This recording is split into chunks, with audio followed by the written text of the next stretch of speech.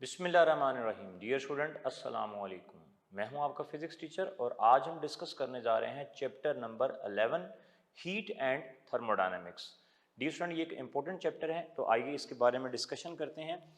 Chapter number 11 जिसका नाम है हीट एंड थर्मोडायनेमिक्स। स्टूडेंट, आप लोग अच्छी तरह जानते हैं heat is a form of energy जो कि hot part of the body से कोल्ड पार्ट की तरफ ट्रांसफर होती है। ठीक है, तो सबसे पहले डियर स्टूडेंट हमें हीट के बारे में पता होना चाहिए। हीट क्या है? Heat is basically it is a form of energy। ये एनर्जी की एक फॉर्म है जो कि एक पार्ट से दूसरे पार्ट की तरफ ट्रांसफर होती है। डियर स्टूडेंट, आप लोग अगर याद हो तो आप लोगों ने 3 तरह के हीट ट्रांसफर मेथड्स पढ़े हुए हैं, कंडक्शन, कन्वेक्शन और रेडिएशन। इन तीनों में क्या फर्क होता है डियर स्टूडेंट, मैं यहां पर मेंशन करता हूं। Heat transfer methods. हमारे पास हीट ट्रांसफर 3 तरह के मेथड से होती है, जिनके नाम क्या क्या हैं। नंबर 1 कंडक्शन, नंबर 2 कन्वेक्शन और number 3 radiation. These are the 3 methods जिनके जरिए हीट एक जगह से दूसरी जगह ट्रांसफर होती है। डियर स्टूडेंट, कंडक्शन वो मेथड है जिसमें दो चीजों के दरमियान आपस में फिजिकल कांटेक्ट हो और heat hot part of the body से कोल्ड पार्ट की तरफ जाए। ठीक है, जिस तरह डियर स्टूडेंट, अगर मेरे पास ये मार्कर है और इसको मैं लोहे का, अगर मेरे पास एक रॉड है और अगर मैं उसको एक साइड से हीट करूं तो कुछ देर के बाद दूसरी वाली साइड है वहां तक भी हीट एनर्जी चली जाएगी, क्योंकि मॉलिक्यूल्स की मोशन के साथ हॉट पार्ट से कोल्ड पार्ट की तरफ एनर्जी ट्रांसफर होगी। तो अगर दो चीजों के दरमियान फिजिकल कांटेक्ट हो और हीट ट्रांसफर हो रही हो तो उस मेथड को हम लोग बोलेंगे कंडक्शन, फिजिकल कांटेक्ट। ठीक है, और डियर स्टूडेंट, कन्वेक्शन वो मेथड है हीट ट्रांसफर होने का जो कि फ्लूइड के जरिए होता है। आप बोलेंगे सर फ्लूइड कैसे, लाइक पानी के जरिए? नहीं डियर स्टूडेंट, पानी के जरिए भी हो सकता है, बेसिकली एयर। डियर स्टूडेंट, अक्सर आप लोग जो है वो देखते हैं कि एयर जो है वो एक जगह से दूसरी जगह पर हीट ट्रांसफर कर रही होती है। जैसे ही आप अपने रूम का फैन ऑन करते हैं तो एयर पार्टिकल्स के जरिए जो है वो हवा आप तक आ रही होती है। This method of heat transfer is called convection, जो कि फ्लूइड्स के जरिए होता है, एयर के जरिए होता है। दो चीजों में फिजिकल कॉन्टैक्ट नहीं होता, एयर एक जगह से दूसरी जगह पर हीट ट्रांसफर कर रही होती है। ठीक है, और डियर स्टूडेंट, तीसरा मेथड है जिसका नाम है रेडिएशन, जिसके लिए हमें किसी भी मीडियम की या फिजिकल कांटेक्ट की जरूरत नहीं होती। Radiation basically electromagnetic heat waves जो हैं वो रेडिएशन का कॉज बनती हैं। स्टूडेंट, आपने देखा होगा sun is a source of heat energy, और सन से हमारी ज़मीन के दरमियान कई जगह ऐसी भी हैं जहाँ वैक्यूम है, जहाँ पर एयर नहीं है, लेकिन फिर भी सन की हीट इलेक्ट्रोमैग्नेटिक वेव जो कि किसी भी मीडियम पर डिपेंड नहीं करती, उनके ज़रिए हम तक पहुँचती है। तो जो सनलाइट का हम तक पहुँचना है वो रेडिएशन के ज़रिए, ये चीज़ आपसे एमसीक्यू में पूछी जा सकती है। ठीक है, अब डियर स्टूडेंट, हम लोग हीट एंड थर्मोडायनेमिक्स में थर्मोडायनेमिक्स के बारे में जानते हैं। थर्मोडायनेमिक्स बेसिकली वो ब्रांच है फिजिक्स की जिसके अंदर हम लोग ये पढ़ते हैं how the heat energy is convert into the mechanical energy और अदर फॉर्म्स ऑफ एनर्जी। इस चैप्टर में सबसे पहले डियर स्टूडेंट हमें ये पता करना है कि जो काइनेटिक मॉलिक्यूलर थ्योरी है, हमारी बुक का टॉपिक है kinetic molecular theory, KMT। Kinetic molecular theory के हमारी बुक में कुछ इंपॉर्टेंट पास्टुलेट्स मेंशन है जिनके बारे में हमें पता होना चाहिए। वो इंपॉर्टेंट पास्टुलेट्स क्या क्या हैं? नंबर 1 पास्टुलेट ये है कि गैस मॉलिक्यूल, ये गैस मॉलिक्यूल्स के बारे में है काइनेटिक मॉलिक्यूलर थ्योरी। याद रखिएगा, ये आपको क्या बताती है? Behaviour of gas molecules, gas molecules का बिहेवियर बताती है। ये थ्योरी ये कहती है कि gas molecules are in random motion. Number 1, x y z किसी भी डायरेक्शन में वो मूव करते हैं, इनकी मोशन रैंडम है। ठीक है, नंबर 2 ये थ्योरी ये बताती है कि दो मॉलिक्यूल्स के दरमियान डिस्टेंस इतना कम होता है, the size of the molecule is very small. एक गैस मॉलिक्यूल साइज में इतना छोटा होता है कि दो मॉलिक्यूल्स के दरमियान जो डिस्टेंस है वो इस साइज से ज्यादा होता है। The size of molecule is very small as compare to distance between them. तो डिस्टेंस यहाँ पे मैं आर को मेंशन करता हूँ साइज से, और यहाँ पे मैं x को बोलता हूं distance between two molecule. x क्या है? Distance between two molecules. जो दो मॉलिक्यूल्स हैं उनके दरमियान का डिस्टेंस उनके साइज से ज्यादा होता है। तो यहां से डियर स्टूडेंट आपको आइडिया होगा कि एक गैस मॉलिक्यूल साइज में कितना छोटा होता है, ये पॉइंट आपने याद रखना है। इसी के ऊपर हमारी बुक ये लाइन लिखती है, a finite volume of gas contain infinite number of molecules. ठीक है, तो स्टूडेंट आपने याद रखना है एक फाइनाइट वॉल्यूम ऑफ गैस में there are large number of molecules, क्योंकि एक मॉलिक्यूल जो है वो साइज में बहुत ज्यादा स्मॉल होता है। ठीक है, ये पॉइंट भी आप लोग याद रखेंगे। और फोर्थ पॉइंट इस थ्योरी का ये कहता है कि जब गैस मॉलिक्यूल कंटेनर की वॉल से टकराते हैं तो जो उनकी कोलिजन है वो परफेक्टली इलास्टिक कोलिजन होती है। स्टूडेंट, परफेक्टली इलास्टिक कोलिजन क्या होती है?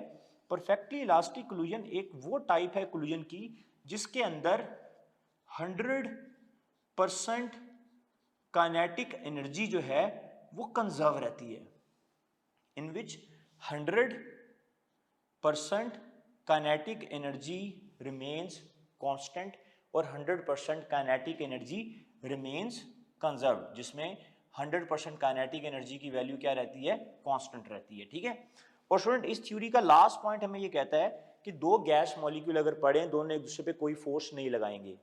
एक गैस मॉलिक्यूल वॉल के इस साइड से जाके टकराएगा, एक इस साइड से जाके टकराएगा, और फिर जब दोनों वापस आएंगे तो एक दूसरे पे फोर्स लगाएंगे। ये पॉइंट ये कहता है गैस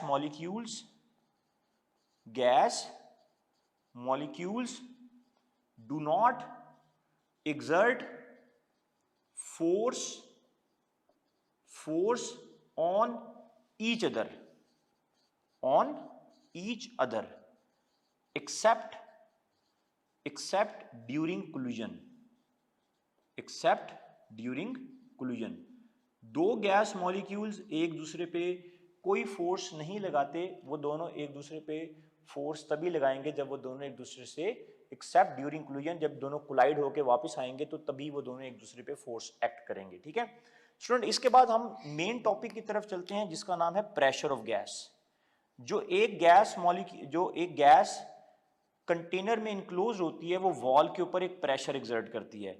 वो प्रेशर ऑफ गैस हमारे पास किसके इक्वल होता है? हमें उसके लिए रिलेशन प्रूव करना है।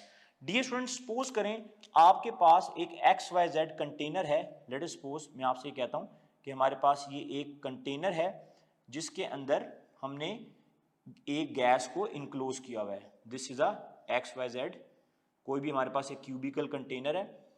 इस क्यूबिकल कंटेनर के अंदर हमारे पास this is a cubical container, और इस क्यूबिकल कंटेनर में हमारे पास बहुत सारे गैस मॉलिक्यूल्स हैं। तो डियर स्टूडेंट, जो इसमें गैस मॉलिक्यूल्स होंगे बहुत सारे, वो अलोंग एक्स एक्सिस भी मूव कर रहे होंगे। ठीक है, जो बहुत सारे मॉलिक्यूल होंगे वो अलोंग वाई एक्सिस भी मूव कर रहे होंगे, along x axis, along y axis, और जो मॉलिक्यूल्स होंगे उनकी मोशन रैंडम है तो वो अलोंग जेड एक्सिस भी मूव कर रहे होंगे। और डियर स्टूडेंट, इस प्रेशर का फार्मूला हम लोग लिखेंगे, pressure is equal to force exerted by the molecules on the wall of container per unit area, जो कि आप पढ़ते आ रहे हैं 9-10 से, that pressure is equal to force exerted by the molecules on the wall of container per unit area. तो dear student, जो फोर्स की वैल्यू है ये हमारे पास किसके इक्वल होगी? अगर आपको याद हो, according to Newton second law and the relation of momentum, this force is also written as rate of change of momentum over area. ठीक है, rate of change of momentum, force को इसमें ये स्मॉल p मोमेंटम को show कर रहा है। हम ये भी कह सकते हैं the rate of change of momentum transferred by the gas molecules when they collide with the wall of container per unit area, this is also is equal to pressure। Dear student, यहाँ पर मैं आपसे एक question कर लेता हूँ, जब एक गैस मॉलिक्यूल जो कि एक्स एक्सिस के अंदर मूव कर रहे हैं उनका चेंज इन मोमेंटम क्या होगा हमारे पास? The change in momentum of the gas molecule in one direction, along X, along Y या अलोंग जेड, किसी भी डायरेक्शन में अगर मैं आपसे पूछूं what is the change in momentum की वैल्यू आपने बतानी है। तो डियर स्टूडेंट, इसमें आपका अल्फा ऑप्शन है mv, बीटा ऑप्शन है हमारे पास -mv, चार्ली ऑप्शन है हमारे पास -2mv, और डेल्टा ऑप्शन है हमारे पास 0। तो तो डियर स्टूडेंट इसमें से राइट ऑप्शन कैसे होगा, हमें कैसे पता लगेगा? डियर स्टूडेंट सपोज करें अगर ये एक कंटेनर है, उसकी एक वॉल ये है और एक वॉल ये है, एक मॉलिक्यूल जाता है जिसका मास m है और वो वेलोसिटी v से जाकर इस वाले से टकराता है, लेट अस सपोज की वेलोसिटी vx, अगर x मिलेंगे आप तो इसका मोमेंटम mv हुआ। अगर कोलिजन परफेक्टली इलास्टिक है तो वो इस वॉल से टकरा कर वापस आएगा तो उसकी वेलोसिटी क्या हो जाएगी, -v, मास तो m ही रहेगा, तो उसका इनिशियल मोमेंटम क्या था, mv, जब वो वापस आया तो उसका मोमेंटम क्या है, -mv, तो ये हमारे पास क्या हुआ, फाइनल मोमेंटम, और ये हमारे पास क्या हुआ, इनिशियल मोमेंटम। जब मैं -mv को mv से माइनस करूंगा, क्योंकि change in momentum final minus initial से निकलता है, तो -mv जब होगा तो वो जीरो नहीं होगा, बल्कि वो किसके इक्वल आ जाएगा हमारे पास, the answer is equal to -2mv। तो डियर स्टूडेंट ये फॉर्मूला आपने याद रखना है, the change in momentum of the gas molecule in a certain direction is not is equal to 0, this is equal to -2mv। अब dear student इस momentum की, इस टाइम की और इस एरिया की वैल्यू पुट करके हम एक मॉलिक्यूल की फोर्स निकालते हैं जो एक मॉलिक्यूल जो है वो वॉल पे एग्जर्ट करता है। उस फोर्स की वैल्यू डियर स्टूडेंट हमारी बुक जो प्रूव करती है, एक मॉलिक्यूल की F1x is equal to mv1x square over l, ये फॉर्मूला हमारी बुक में प्रूव है। अगर डियर स्टूडेंट हमारे पास एक मॉलिक्यूल तो नहीं है, हमारे पास बहुत सारे मॉलिक्यूल हैं, ठीक है, ये बेसिकली कौन सी फोर्स है, this is the force which molecule exert on the wall of container, और जो वॉल एक्सर्ट करेगा वो इसके इक्वल एंड ऑपोजिट होगी, ठीक है। तो हम सारी डेरिवेशन नहीं करेंगे, हम एंट्रेंस पॉइंट ऑफ व्यू से सिर्फ फॉर्मूलों की एप्लीकेशन, फॉर्मूलाज की एप्लीकेशन समझेंगे। तो स्टूडेंट यहाँ पर हमारे पास F1x इसके इक्वल आ गया, और जब यहाँ से स्टूडेंट मैं जब प्रेशर की वैल्यू निकालूंगा P ऑफ x, तो वो हमारे पास किसके इक्वल आएगी, उसका फॉर्मूला हमारे पास बनेगा m/l क्यूब v1x स्क्वायर। जब मैं सारे मॉलिक्यूल्स की फोर्स जो x एक्सिस में उनको ऐड करूंगा, v1x square plus v2x square plus so on vnx square, ठीक है, n नंबर ऑफ मॉलिक्यूल।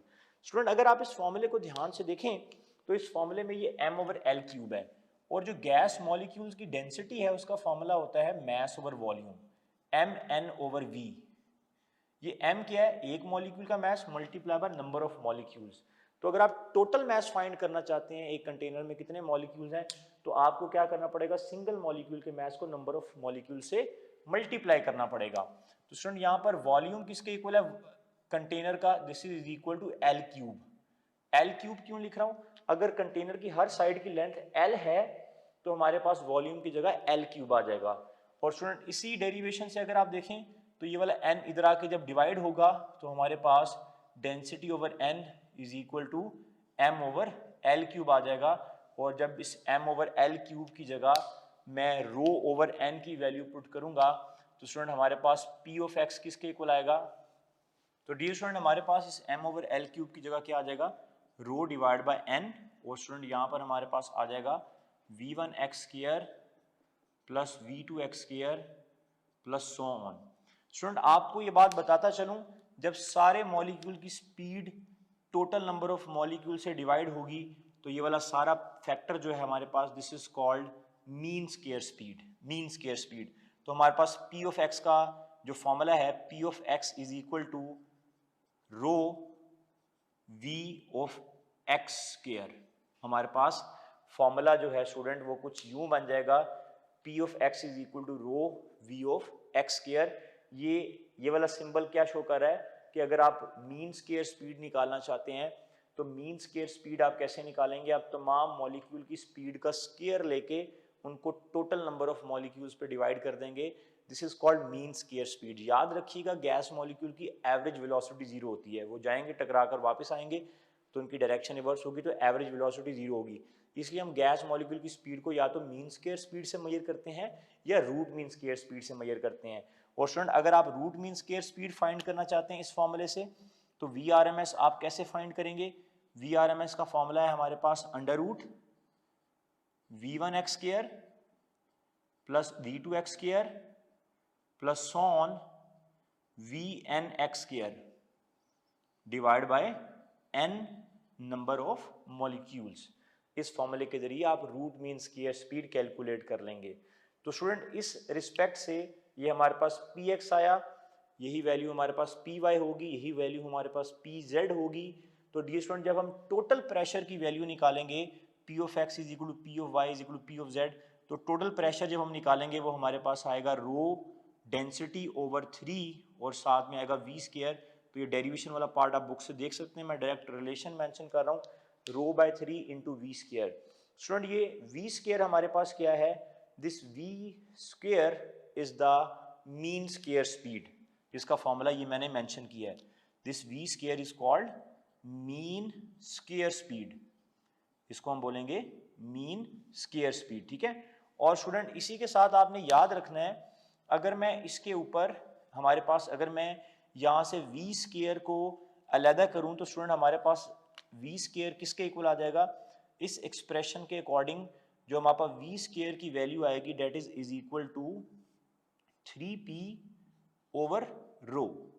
और अगर मैं इस दोनों तरफ अंडर रूट ले लूँ तो स्केयर का जब मैं अंडर रूट लूंगा तो हमारे पास ये बन जाएगा मीन स्केयर स्पीड, जब मैं बोथ साइड पे अंडर लूंगा तो ये वी स्केयर क्या बन जाएगा, मीन स्केयर स्पीड, और यहाँ पे स्टूडेंट हमारे पास क्या आ जाएगा, under root 3p divide by density. तो स्टूडेंट ये मैंने आपको एक्सप्रेशन बताया, अगर आपसे मीन स्केयर स्पीड पूछी जाए प्रेशर और डेंसिटी की फॉर्म में तो फॉर्मूला ये है, अगर रूट मीन स्केयर स्पीड पूछी जाए प्रेशर और डेंसिटी की फॉर्म में तो फॉर्मूला हमारे पास ये होगा। इसका न्यूमेरिकल कैसे पूछा जा सकता है, अगर मैं आपसे कहूँ कि प्रेशर इज कांस्टेंट तो root mean square speed density के क्या होगी, इनवर्स होगी। स्टूडेंट सेम इसी फॉर्मूले को जो मैंने अभी आपके सामने मेंशन किया है 3p ओवर ओ, इसको हम टेम्परेचर में जाके एक और फॉर्म के अंदर भी कन्वर्ट करेंगे। तो स्टूडेंट इस फॉर्मूले के अकॉर्डिंग आपने याद रखना है, if pressure is constant then root mean square speed is inversely proportional to density, ठीक है, means root mean square speed is 1 over root mean square speed 2 is inversely proportional to rho 2 density 2 over density 1। ये वाला formula हम तब use करेंगे जब हम दो डिफरेंट गैसेस के अंदर कंपेयर करेंगे, तो जिस गैस की डेंसिटी कम होगी उसकी रूट मीन स्क्वायर स्पीड की वैल्यू ज्यादा होगी। जिस तरह अगर मैं कहता हूं सेम प्रेशर के ऊपर एट कांस्टेंट प्रेशर हमारे पास हाइड्रोजन गैस है H2, बीटा ऑक्सीजन है, चार्ली हीलियम और डेल्टा नाइट्रोजन, तो सेम प्रेशर पे किसकी रूट मीन स्क्वायर स्पीड ज्यादा होगी, तो जिसका मोलर मास कम होगा उसकी डेंसिटी कम होगी, और जिसकी डेंसिटी कम होगी उसकी रूट मीन स्क्वायर स्पीड सबसे ज्यादा होगी। तो इसमें से सबसे ज्यादा जो रूट मीन स्क्वायर स्पीड है वो H2 की होगी, ठीक है स्टूडेंट। इसके बाद ये जो एक्सप्रेशन हमने प्रेशर का प्रूव किया था, अगर मैं इसमें डेंसिटी की वैल्यू पुट करूं तो स्टूडेंट हमारे पास रिलेशन बनेगा P is equal to 2n over 3v और साथ में हमारे पास आ जाएगा हाफ mv स्क्वायर, ठीक है स्टूडेंट। अगर आप इस एक्सप्रेशन को देखें, इसको आप काइनेटिक मॉलिक्यूलर इक्वेशन भी बोलते हैं। इस फॉर्मूले के according pressure is directly proportional to the number of molecules, pressure number of molecules के डायरेक्ट है। आपने बेसिकली इस सेशन में एक फॉर्मूले की एप्लीकेशन समझनी है, उसको प्रूव नहीं करना, प्रूव आप एफएससी में कर रहे हैं। Pressure is directly proportional to number of molecules का मतलब ये है जितने नंबर ऑफ मॉलिक्यूल्स ज्यादा होंगे एक कंटेनर में उतने वो ज्यादा वॉल पे प्रेशर एक्सर्ट करेंगे।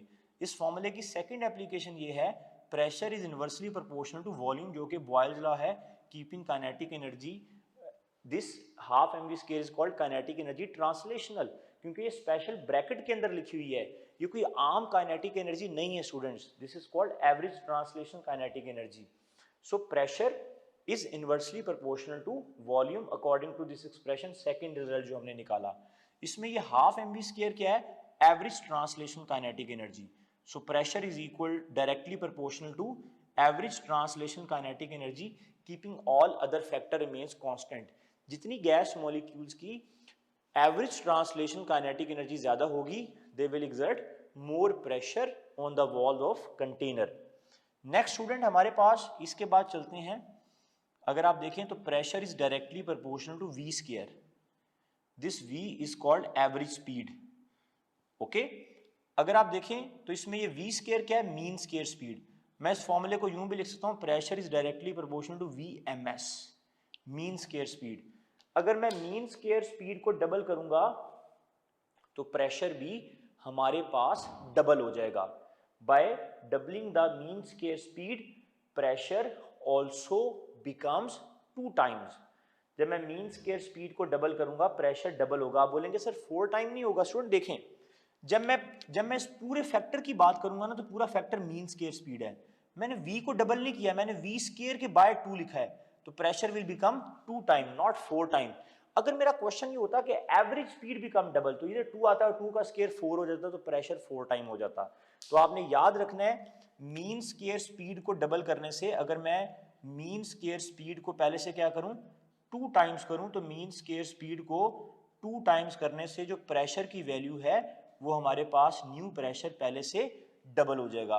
और स्टूडेंट इसी के साथ आपने ये भी याद रखना है, अगर मैं बोथ साइड पर अंडर रूट ले लूं तो under root p is directly proportional to, इधर भी स्क्वायर रूट ले लूं तो एम एस के ऊपर जब स्क्वायर रूट लूंगा तो ये क्या बन जाएगा वी आर एम एस। ये देखिए बोथ तरफ जब मैं स्क्वायर रूट लूंगा तो यहाँ पर हमारे पास एम एस के ऊपर भी स्क्वायर रूट आया, तो ये क्या हो जाएगा under root p is directly proportional to v r m s which is also called root mean square speed.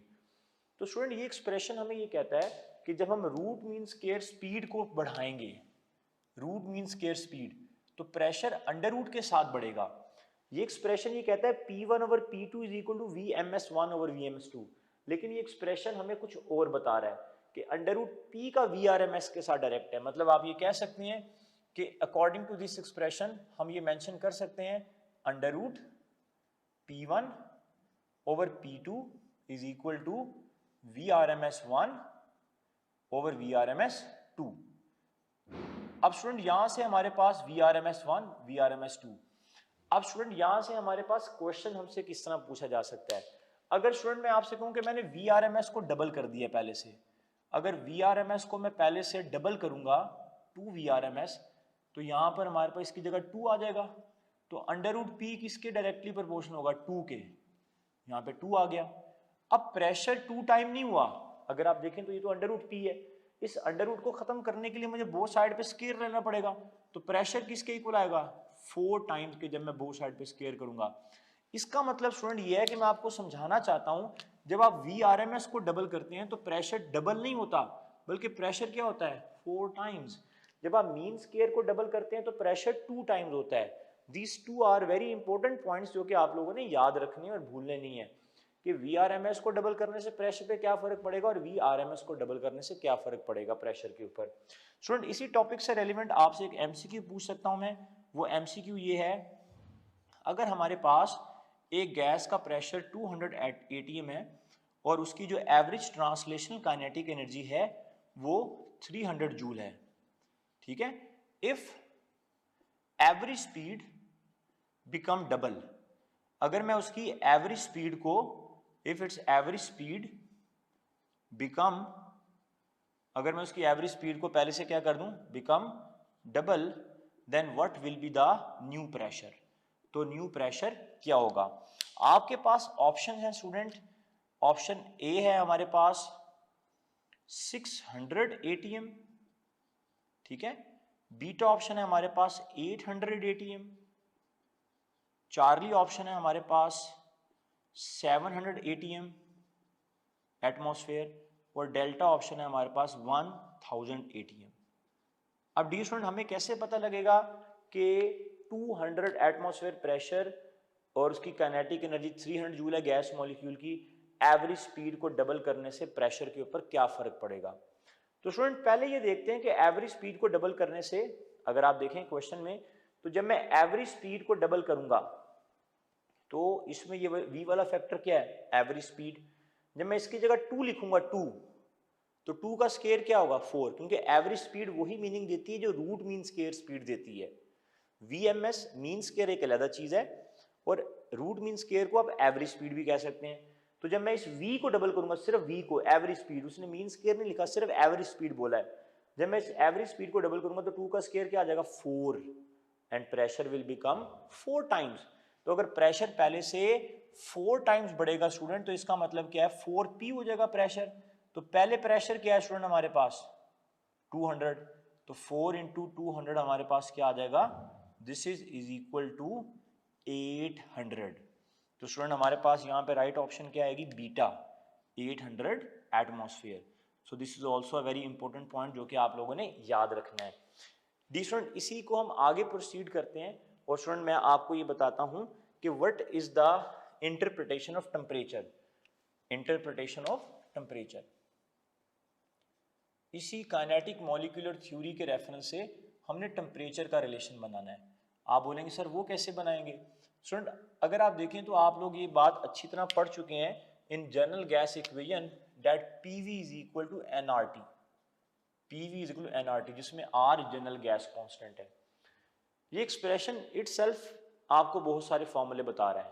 ये एक्सप्रेशन ये बताता है कि प्रेशर का नंबर ऑफ मोल से डायरेक्ट रिलेशन है। P1 over P2 is equal to number of moles N1 over N2। ये formula ये बताता है।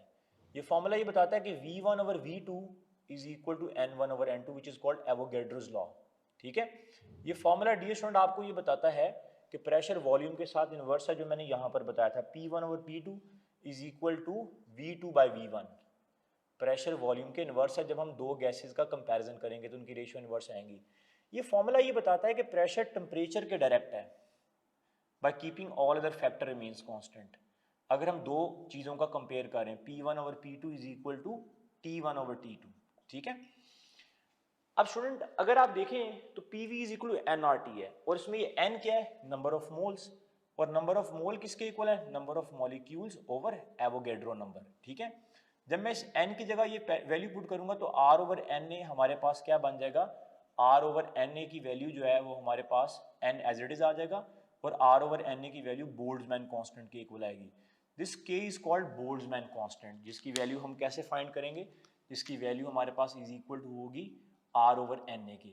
जब मैं R और Na की वैल्यू पुट करूंगा तो हमारे पास बोल्ट्जमैन कांस्टेंट जो K है उसकी वैल्यू हमारे पास आएगी 1.38 10⁻⁻23 जूल पर केल्विन। इसकी वैल्यू आपने याद रखनी है।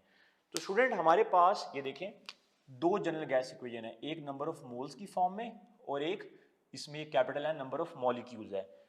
एक इक्वेशन नंबर ऑफ मोल्स की फॉर्म में है, एक नंबर ऑफ मॉलिक्यूल्स की फॉर्म में है। ये दोनों इक्वेशंस आप लोगों ने याद रखनी है।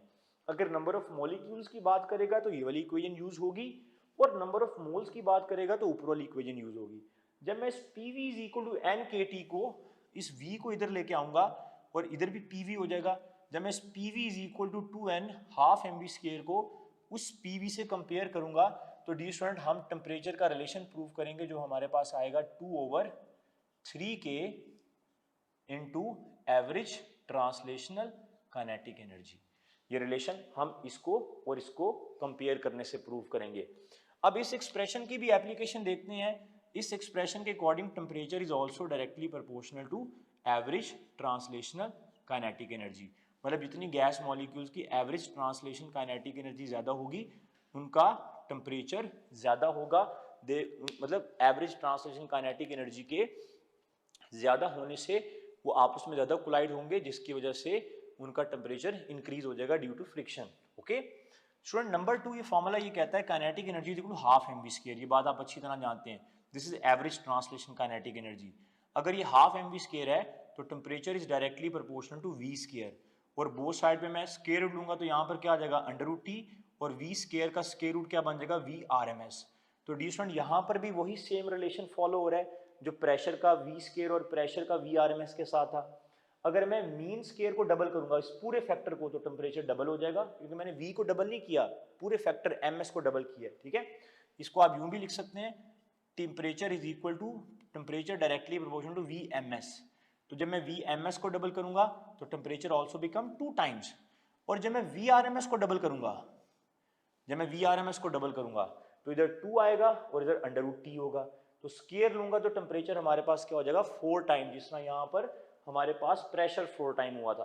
तो ये दोनों बातें आपने याद रखनी है, जो टेम्परेचर का V/RMS से रिलेशन है वही प्रेशर का है। ठीक है, और स्टूडेंट अगर आप इसी एक्सप्रेशन को ध्यान से देखें और जब मैं यहाँ पर काइनेटिक एनर्जी की वैल्यू पुट करूंगा तो यहाँ से जो मुझे mean square half mv square, तो ये 2 से कैंसिल हो जाएगा, हाफ mv स्क्वायर जब मैं पुट करूंगा यहाँ पर तो स्टूडेंट यहाँ पर जो हमारे पास, मैं यहाँ पे आपको करके दिखाता हूँ, ये देखें यहाँ पे 2/3 के आएगा और यहाँ पर हमारे पास आ जाएगा काइनेटिक एनर्जी की जगह हाफ mv²।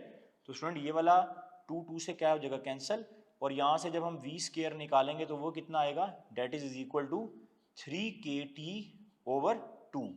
और जब मैं इसको रूट मीन स्क्वायर की फॉर्म में लिखूंगा तो ये आएगा VRMS is equal to √3kT/2। आप बोलेंगे सर हम VRMS का रिलेशन तो अभी बना के हटे हैं। स्टूडेंट जो आपने ये वाला रिलेशन प्रूव किया था ये प्रेशर और डेंसिटी की फॉर्म में था।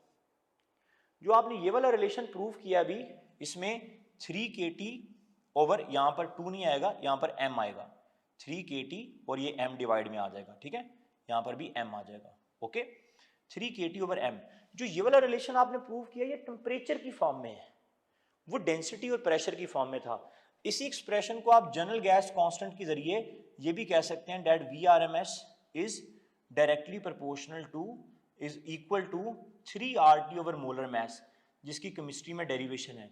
तो स्टूडेंट मैं आपसे क्वेश्चन कर सकता हूं, which of the following is the relation of root mean square speed, जिसमें मैं आपसे कहूंगा जी अल्फा ऑप्शन हमारे पास है 3p/ρ, 3p/ρ, बीटा ऑप्शन है हमारे पास दिस इज रो, और बीटा ऑप्शन है हमारे पास 3kT/m, 3kT/m, और चार्ली ऑप्शन है हमारे पास 3RT/मोलर मास। और मैं आपसे पूछूंगा बताएं इनमें से राइट रिलेशन कौन सा है रूट मीन स्क्वायर स्पीड का, तो आप बोलेंगे सर ये सारे ही रूट मीन स्क्वायर स्पीड के रिलेशन है, तो उसमें जो राइट ऑप्शन हमारे पास बनेगा that is delta all of these. Dear student, अब हम जिस टॉपिक के बारे में बात करेंगे उसका नाम है internal energy. Internal energy basically इसको यू से रिप्रेजेंट किया जाता है। Internal energy is the sum of all forms of energy a gas molecule have. इसमें काइनेटिक एनर्जी की ऑल टाइप्स आ जाएंगी, all types of kinetic energy, potential energy की ऑल टाइप्स, ठीक है, and all other forms of energy, all other forms of energy. Kinetic energy की all types में kinetic energy translational, kinetic energy rotational, kinetic energy vibrational, ये तमाम form of energies आ जाएंगी, ठीक है। और इस तरह पोटेंशियल एनर्जी की तमाम टाइप और all other form of energy. Student ये वाला तो हम तब यूज करेंगे अगर हमारे पास एक नॉन आइडियल गैस हो। नॉन आइडियल गैस के लिए जो इंटरनल एनर्जी होती है वो इन तमाम की तमाम एनर्जीज का सम होती है। लेकिन डियर स्टूडेंट जब हम आइडियल गैस की बात करेंगे तो आइडियल गैस के अंदर जो इंटरनल एनर्जी है this is only due to kinetic energy translational. ये काइनेटिक एनर्जी ट्रांसलेशनल का सिंबल है, काइनेटिक एनर्जी ट्रांसलेशनल, क्योंकि हमारी बुक ये कहती है कि भला गैस मॉलिक्यूल्स के पास बहुत सारी एनर्जीज हो, लेकिन जो उसकी मेन एनर्जी होती है वो होती है एवरेज ट्रांसलेशनल काइनेटिक एनर्जी। मतलब अगर एक चीज को बनाने में कंट्रीब्यूशन बहुत सारी चीज़ों की है, लेकिन 99% पार्ट 100% में से एक चीज़ का, तो हम बोलेंगे कि सारी काम इसी वजह से हो रहा है। तो internal energy is mainly due to the average translation kinetic energy. Ideal gas की जो ग्रेविटेशनल पोटेंशियल एनर्जी है वो जीरो होती है, ठीक है, for ideal gas, for ideal monoatomic gas, okay. और डियर स्टूडेंट हम लोग ये बात भी पढ़ चुके हैं कि average translation kinetic energy is directly proportional to temperature. हम लोगों ने लास्ट टॉपिक में पढ़ा that temperature is also directly proportional to the average translation kinetic energy, जो मोशन की वजह से होती है। तो स्टूडेंट अगर ये u भी इसके डायरेक्टली प्रोपोर्शनल है और t भी इसके डायरेक्टली प्रोपोर्शनल है, इसका मतलब है कि internal energy is directly proportional to temperature. जितना टेम्परेचर ज़्यादा होगा उतनी इंटरनल एनर्जी ज़्यादा होगी। इसका मतलब ये स्टूडेंट अगर मैं गैस मॉलिक्यूल्स को हीट करूंगा तो हीट करने से टेम्परेचर बढ़ेगा, जिसकी वजह से ट्रांसलेशन काइनेटिक एनर्जी बढ़ेगी, और ट्रांसलेशन काइनेटिक एनर्जी बढ़ने से इंटरनल एनर्जी इंक्रीज हो जाएगी। या फिर अगर हम दो चीज़ों को एक दूसरे के अगेंस्ट स्लाइड करें तो फ्रिक्शन की वजह से टेम्परेचर बढ़ेगा, काइनेटिक एनर्जी ट्रांसलेशन बढ़ेगी, टेम्परेचर बढ़ेगा और इंटरनल एनर्जी में इंक्रीज आएगा। So internal energy is directly proportional to temperature. किसी भी सिस्टम का टेम्परेचर बढ़ने का मतलब है कि इंटरनल एनर्जी में इंक्रीज आ गया है, ठीक है। और स्टूडेंट आपने याद रखना है दैट इंटरनल एनर्जी जो है वो एक स्टेट फंक्शन है। Internal energy is a state function. तो जो स्टेट फंक्शन होते हैं स्टूडेंट वो इंटरनल एनर्जी एक स्टेट फंक्शन है। स्टेट फंक्शन डियर स्टूडेंट वो होते हैं जो कि पाथ पे डिपेंड नहीं करते, just like gravitational potential energy, gravitational field आप लोगों ने पढ़ा था, it does not depend on path, बिल्कुल वैसे ही स्टेट फंक्शन पाथ पे डिपेंड नहीं करते, वो डिपेंड करते हैं इनिशियल और फाइनल पोजीशन के ऊपर। बिल्कुल वैसे ही इंटरनल एनर्जी एक स्टेट फंक्शन है। अगर मैं एक पीवी ग्राफ बनाता हूं तो इस पीवी ग्राफ में अगर ये वाला एक पाथ है, वन बॉडी इस पाथ से इस जगह पर जा रही है और एक यहां से यहां पर जा रही है, तो दोनों में अगर आप देखें तो इनिशियल और फाइनल पोजीशन सेम है, तो जितनी इंटरनल एनर्जी इस वाले पाथ से होगी उतनी यहां से होगी। दोनों की इंटरनल एनर्जीज हमारे पास क्या होंगी, सेम होंगी, u1 is equal to u2। लेकिन स्टूडेंट याद रखिएगा, अगर मैं एक साइक्लिक पाथ बनाऊंगा इन साइक्लिक पाथ, पहले वो यहां से यहां पर आई है फिर वापस गई है, तो साइक्लिक जो पाथ होगा, साइक्लिक पाथ, उसके अंदर चेंज जीरो हो जाएगा। ठीक है, इन साइक्लिक पाथ इंटरनल एनर्जी का चेंज जीरो होगा। तो आपने याद रखना जितने भी साइक्लिक पाथ बनते हो, पहले एरो इधर हो फिर नीचे हो, जिस तरह की मर्जी फिगर हो पीवी ग्राफ में, वहां पर इंटरनल एनर्जी जीरो होगी। और स्टूडेंट इसी के साथ आप याद रखेंगे हमारी बुक के अंदर ये एक शॉर्टकट बता रहा हूं आपको, UHS PTVG, हमारे पास ये 7 स्टेट फंक्शन है।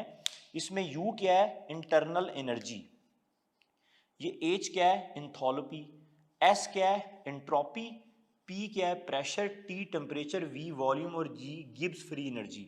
तो स्टूडेंट अगर मैं आपसे पूछूं एक question, which of the following is not a state function, which of the following is not a state function, उसमें ऑप्शन इंटरनल एनर्जी हो, उसमें जो ऑप्शन है वो टेम्परेचर हो, उसमें ऑप्शन जो है वो हीट एनर्जी हो, और उसमें जो ऑप्शन है वो हमारे पास प्रेशर हो, तो मैंने क्या पूछा है, विच of the following is not a state function. तो इन 7 में क्यों नहीं आ रहा, हीट एनर्जी नहीं आ रहा, क्योंकि हीट एनर्जी तो पाथ पे डिपेंड करती है, तो heat energy is not a state function, heat energy एक स्टेट फंक्शन नहीं है, heat energy is not a state function. ये पॉइंट भी आप लोगों ने याद रखना है। स्टूडेंट इसके बाद हम लोग चलते हैं फर्स्ट लॉ ऑफ थर्मोडायनेमिक्स की तरफ, जिसमें मैं आपको pressure, volume, work and heat के बारे में बताऊंगा। In first law of thermodynamics, जो कि हमारा मेन टॉपिक है, first law of thermodynamics, law of thermodynamics का पहला लॉ है जीरोथ लॉ, जो हमें थर्मल इक्विलिब्रियम के बारे में बताता है कि जब आप एक हॉट बॉडी और कोल्ड बॉडी इन कांटेक्ट होगी तो कुछ देर बाद दोनों के टेम्परेचर इक्वल हो जाएंगे, that is called zeroth law of thermodynamics, also called thermal equilibrium. लेकिन हम बुक के रेफरेंस से पहले फर्स्ट लॉ को पढ़ते हैं, फर्स्ट लॉ ऑफ थर्मोडायनेमिक्स। जी student, first law of thermodynamics हमें ये कहता है कि जब भी आप किसी सिस्टम को हीट सप्लाई करते हैं तो वो हीट, कुछ हीट का पार्ट इंटरनल एनर्जी में चला जाता है, Q is equal to delta U plus W, कुछ हीट का पार्ट इंटरनल एनर्जी में चला जाता है और कुछ पार्ट वर्क में चला जाता है। ठीक है, तो हम यहां पर मेंशन करेंगे heat energy is equal to internal energy plus work, जो शो करता है कि टोटल एनर्जी हमेशा कंजर्व रहती है। जब एक कंटेनर में मेरे पास एक गैस है और उसका पिस्टन मूवेबल है, तो जैसे ही मैं उसको हीट करूंगा तो पिस्टन खुद बहुत ऊपर जाएगा वॉल्यूम एक्सपेंशन की वजह से, और इंटरनल एनर्जी भी इंक्रीज होगी। ठीक है, और स्टूडेंट ये शो करेगा कि एनर्जी अदर पार्ट्स में कन्वर्ट हो गई है। Is it okay? तो first law of thermodynamics is also the application of law of conservation of energy. तो स्टूडेंट सपोज दैट मेरे पास एक पिस्टन है, जब मैंने उसको हीट किया तो हीट करने से कांस्टेंट प्रेशर पे उसका वॉल्यूम चेंज हुआ, तो जब कांस्टेंट प्रेशर पे उसका वॉल्यूम चेंज होगा तो यहाँ पे वर्क की जगह मैं F डेल्टा डी नहीं बल्कि P डेल्टा V लिखूंगा। This is called pressure volume work, जिसकी डेरिवेशन हमारी बुक में मौजूद है। स्टूडेंट इस एक्सप्रेशन के according W is equal to delta U plus P delta V। अब वर्क पॉजिटिव कब होगा या नेगेटिव होगा, इसका डिसीजन ये डेल्टा V करेगा, वॉल्यूम का चेंज। अगर तो डेल्टा V पॉजिटिव होगा, इसका मतलब है फाइनल वॉल्यूम इनिशियल वॉल्यूम से ज्यादा है और एक्सपेंशन हुई है। अगर डेल्टा V पॉजिटिव होगा तो स्टूडेंट फिर वर्क भी क्या होगा, आप खुद बताएं। डेल्टा V के पॉजिटिव होने से जो वर्क है वो भी क्या होगा, पॉजिटिव। वर्क पॉजिटिव होने का मतलब है work done by the system. Work done by the system का मतलब है जब आप किसी भी मूवेबल पिस्टन वाले कंटेनर को हीटअप करेंगे तो पिस्टन खुद ब खुद ऊपर आ रहा होगा वॉल्यूम एक्सपेंशन की वजह से, जिस तरह अक्सर आप किसी भी केतली में चाय बनाते हैं तो उबाली आने से वो जो ऊपर ढक्कन है वो खुद ब खुद ऊपर को चला जाता है, जो शो करता है work done by the system को। तो यहाँ पे W का पॉजिटिव आना शो कर रहा है work done by the system को, ठीक है। और स्टूडेंट अगर डेल्टा V नेगेटिव होगा तो इसका मतलब है कंप्रेशन है। डेल्टा V नेगेटिव कब होगा? जब फाइनल वॉल्यूम इनिशियल वॉल्यूम से कम होगा, तो हमारे पास जो W है उसकी वैल्यू क्या आएगी? नेगेटिव। और अगर वर्क की वैल्यू हमारे पास नेगेटिव आएगी तो वर्क की वैल्यू नेगेटिव आना क्या शो करता है? वर्क की वैल्यू नेगेटिव आना शो करता है work done on the system. Compress करने के लिए आपको वॉल्यूम को कम करना पड़ेगा, तो पिस्टन को आपको नीचे को धकेलना पड़ेगा। तो इस दफा आप सिस्टम पे काम कर रहे हैं, work done on the system.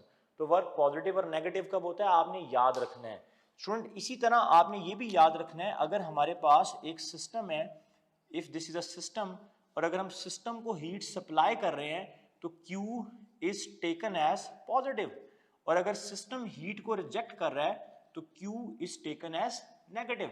और W पॉजिटिव नेगेटिव कब होता है? अगर work done on the system हो तो वर्क डन नेगेटिव होगा, अगर work done by the system हो तो वर्क क्या होगा? पॉजिटिव, ठीक है स्टूडेंट। ये कन्वेंशंस आप लोगों ने याद रखनी है, ये कन्वेंशन डिफरेंट न्यूमेरिकल्स में आपसे पूछी जा सकती हैं। इसी के साथ साथ स्टूडेंट अगर इंटरनल एनर्जी में इंक्रीज आएगा तो डेल्टा U पॉजिटिव होगा if there is increase in internal energy, और dear student if there is decrease in internal energy तो डेल्टा U के साथ नेगेटिव आएगा if there is decrease in internal energy. तो स्टूडेंट मैंने आपके सामने 6 कन्वेंशंस रखी हैं। Q पॉजिटिव नेगेटिव कब होगा, W पॉजिटिव नेगेटिव कब होगा, और डेल्टा U पॉजिटिव नेगेटिव कब होगा। ये 6 की 6 कन्वेंशंस आपको पता होनी चाहिए, ठीक है स्टूडेंट। इसी से रेलिवेंट हम एक क्वेश्चन कर लेते हैं। वो क्वेश्चन ये है कि आपने इंटरनल एनर्जी फाइंड करनी है। अगर मैंने हीट सप्लाइड, जब मैंने हीट सप्लाइड बोला तो आपने हीट दी है, जो हीट सप्लाइड है हमारे पास दैट इज 2 किलो कैलोरीज।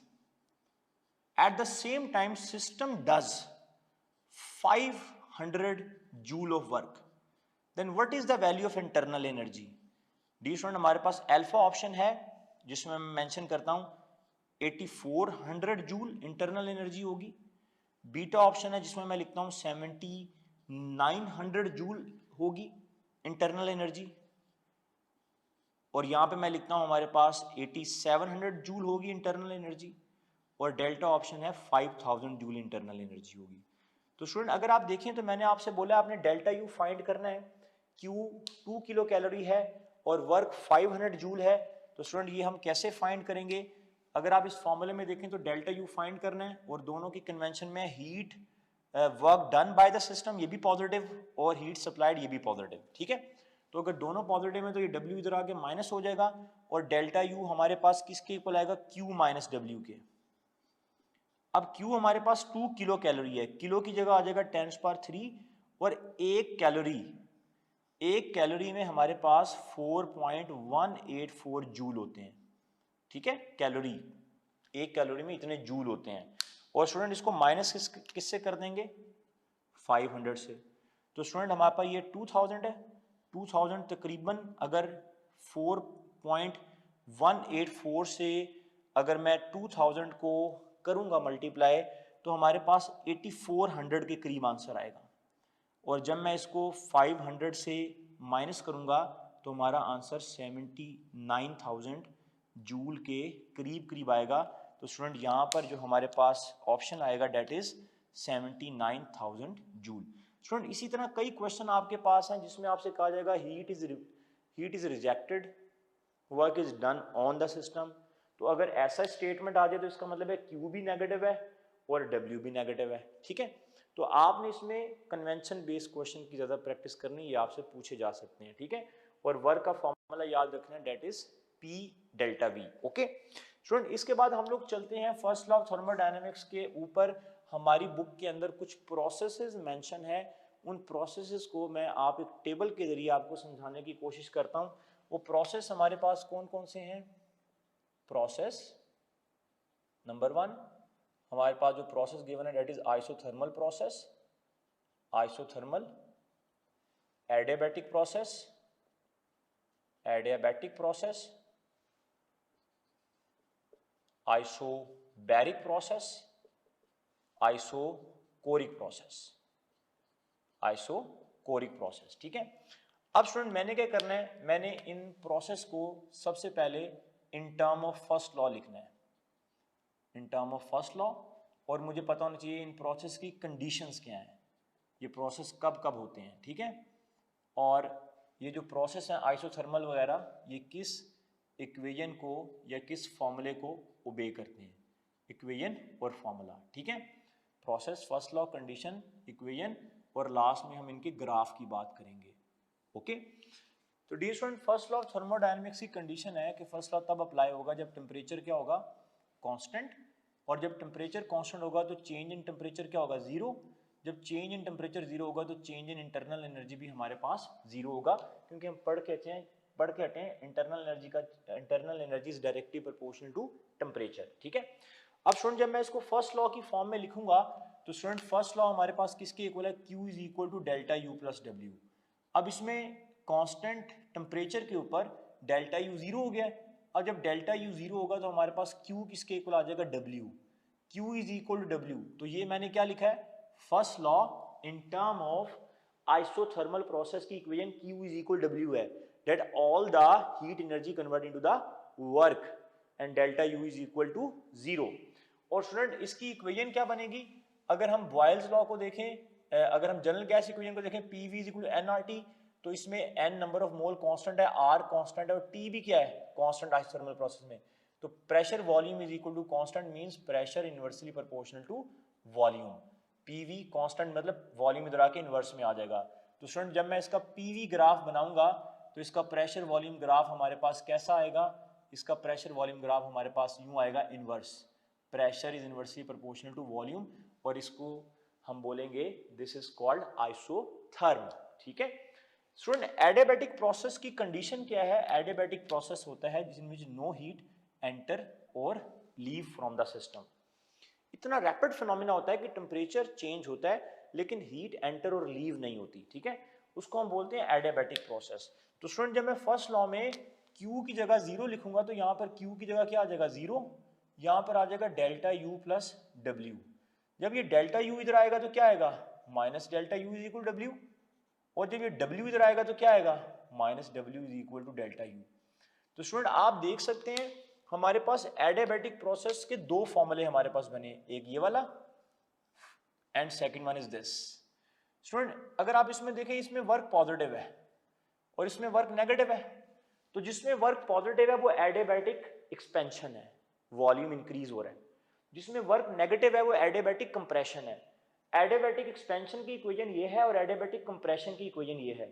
एडियाबैटिक एक्सपेंशन में वर्क पॉजिटिव होता है और इंटरनल एनर्जी डिक्रीज होती है, एडियाबैटिक कंप्रेशन में वर्क नेगेटिव होता है और इंटरनल एनर्जी इंक्रीज होती है। ये दोनों एमसीक्यू ने आपने याद रखने हैं स्टूडेंट्स। ठीक है, और स्टूडेंट एडियाबैटिक प्रोसेस के अंदर हमारे पास इक्वेशन लिखी जाएगी PV gamma is equal to constant.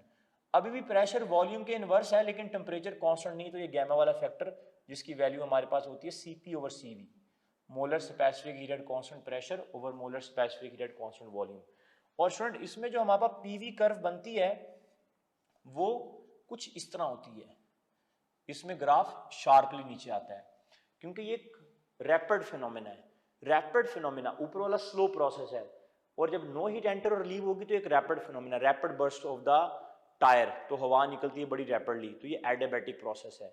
Adiabatic process में टेम्परेचर कांस्टेंट नहीं रहता। ठीक है, तो स्टूडेंट ये वाला पॉइंट भी आप लोग याद रखेंगे। स्टूडेंट इसके बाद आइसोबैरिक प्रोसेस की कंडीशन क्या है। आइसोबैरिक वो प्रोसेस है जिसके अंदर प्रेशर कांस्टेंट होता है, और स्टूडेंट अगर प्रेशर कांस्टेंट होगा तो चेंज इन प्रेशर क्या होगा, आप बोलेंगे सर जीरो। और स्टूडेंट अगर आप एक एक्सप्रेशन देखें फर्स्ट लॉ का तो उसमें WP डेल्टा V है, इसमें यहाँ पर P है, डेल्टा P नहीं है, अगर डेल्टा P होता तो जीरो करते हैं। ठीक है, तो आइसोबैरिक की इक्वेशन क्या लिखी जाएगी, Q is equal to delta U plus P delta V, इसमें P जीरो नहीं है, डेल्टा P जीरो है, इज इट ओके। और स्टूडेंट इसकी इक्वेशन हमारे पास क्या बनेगी, अगर आप देखें तो PV is equal to nRT, this is equal to PV is equal to nRT। अब कांस्टेंट क्या है, प्रेशर, और nR भी कांस्टेंट है, तो यहां पर क्या होगा, volume is directly proportional to temperature, it's means V1 over V2 is equal to T1 over T2, ठीक है। कांस्टेंट प्रेशर पे वॉल्यूम टेम्परेचर आपस में डायरेक्ट होंगे, ठीक है। और स्टूडेंट इसका हम ग्राफ कैसे बनाएंगे? इसका ग्राफ स्टूडेंट हमारे पास बनेगा pressure is constant, this graph represent pressure constant है, इज इट ओके? तो ये इसका ग्राफ आ गया। लास्ट में डियर स्टूडेंट वहां पर आइसोबैरिक प्रोसेस है। आइसोबैरिक की कंडीशन हमें ये कहती है कि वॉल्यूम कांस्टेंट होता है, आइसोकोरिक और आइसोमेट्रिक, और डेल्टा वी जीरो होता है, डेल्टा वी इज जीरो। तो स्टूडेंट अगर डेल्टा वी जीरो है तो इसका मतलब है कि इस फॉर्मूले में डेल्टा वी की जगह जीरो आ जाएगा, और क्यू किसके इक्वल आएगा? Delta U. डेल्टा वी की जगह तो जीरो आ गया। तो स्टूडेंट आइसोकोरिक प्रोसेस वो वाहद प्रोसेस है जिसमें वर्क नहीं होता, क्योंकि जब डेल्टा वी जीरो होगा तो वॉल्यूम में चेंज ही नहीं आया।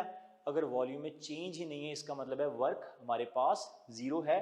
सो डियर स्टूडेंट आइसोकोरिक प्रोसेस में सारी की सारी हीट एनर्जी इंटरनल एनर्जी में कन्वर्ट हो जाती है। और हमारे पास स्टूडेंट इसमें इक्वेशन क्या होगी? अगर वॉल्यूम कांस्टेंट है आप बताएं तो प्रेशर टेम्परेचर के डायरेक्ट होगा। If volume is constant NR is also constant, तो यहाँ पर इसकी इक्वेशन बनेगी P1 over P2 is equal to T1 over T2 according to general gas equation. और अगर वॉल्यूम कांस्टेंट है तो इसका ग्राफ हम कैसे बनाएंगे? इसका ग्राफ हमारे पास आएगा PV, और इसका ग्राफ वॉल्यूम के साथ स्ट्रेट लाइन होगा जो शो कर रहा है कि हमारे पास वॉल्यूम कांस्टेंट है। तो डियर स्टूडेंट ये ग्राफ आपने याद रखना है, इन टॉपिक से रेलिवेंट इंपॉर्टेंट ग्राफ है। अब इसी टॉपिक से रेलिवेंट मैं आपसे एक दो क्वेश्चन कर लेता हूँ। अगर डियर स्टूडेंट मैं आपसे ये कहूँ कि हमारे पास एक गैस है जिसकी गैमा की वैल्यू हमारे पास 5/3 है, and gas is compressed adiabatically, हमने उसको एडियाबैटिकली कंप्रेस किया है। तो डियर स्टूडेंट जब मैं उसको एडियाबैटिकली कंप्रेस करूंगा तो एडियाबैटिकली कंप्रेस करके मैंने जो उसका वॉल्यूम है V2 वो पहले से 1/8 कर दिया है, 1/8। तो आपने ये बताना है कि उसका नया प्रेशर क्या होगा, what will B it's new pressure, ठीक है। मैं यहां पर आपको ऑप्शन देता हूं 4P1, बीटा ऑप्शन है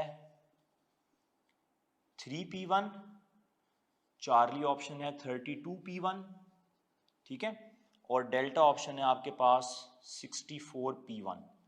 तो स्टूडेंट ये आप कैसे करेंगे? गैमा की value given and gas is compressed adiabatically such that its volume become 1/8 of the initial volume. तो स्टूडेंट अगर आप देखें एडियाबैटिक में इक्वेशन आपने पढ़ी है PV gamma is equal to constant. इस इक्वेशन के according P1 over P2 pressure volume के इनवर्स है, V2 ओवर V1, लेकिन इसके साथ गैमा वाला फैक्टर है, यहाँ पर गैमा आ जाएगा। Is it okay students? और स्टूडेंट अगर आप देखें तो यहाँ पर हमारे पास क्या आ जाएगा? P1 ओवर P2 तो एज इट इज आ गया, V1 एज इट इज आ जाएगा, V2 की जगह क्या आ जाएगा? 1/8 V1, डिवाइड में क्या आ जाएगा? V1, और साथ में गैमा वाला फैक्टर किसके इक्वल है? 5/3। V1 से क्या हो जाएगा? कैंसिल, और 1/8 आएगा। 1/8 किसके इक्वल है? 1/8 1/2 का क्यूब बन जाएगा, और यहाँ पर हमारे पास क्या आएगा? 5/3। 3 से क्या हो जाएगा? कैंसिल, और 1/2 की पावर 5 हमारे पास क्या आएगी? 1/32। तो स्टूडेंट हमने P2 निकालना है, P2 इधर चला जाएगा, 32 इधर आ जाएगा, तो P2 हमारे पास आएगा 32P1। तो डियर स्टूडेंट ये हमारे पास एक क्वेश्चन है P2 is equal to 32P1, जिसके जरिए हम न्यू प्रेशर निकालेंगे, and this P2 is equal to 32P1। तो डियर स्टूडेंट ये भी एक इंपॉर्टेंट क्वेश्चन है जो कि आप लोगों को पता होना चाहिए।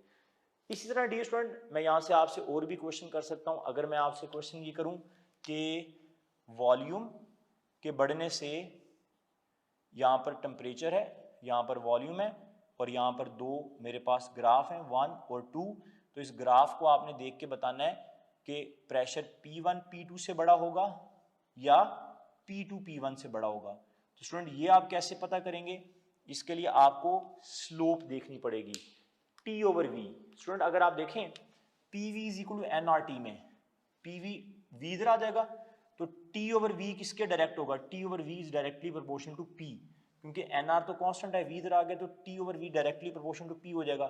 तो जिसका स्लोप T ओवर V ज्यादा होगा उसका प्रेशर ज्यादा होगा। तो स्टूडेंट सेकंड वाले की के क्रॉस T की वैल्यू ज्यादा है तो स्लोप सेकंड वाले की ज्यादा है, तो फिर सेकंड वाले की स्लोप ज्यादा है, फिर इसका प्रेशर भी ज्यादा होगा, तो यहाँ पे राइट ऑप्शन आएगी P2 is greater than P1। तो ऐसे ग्राफिकल क्वेश्चन भी आपसे हो सकते हैं।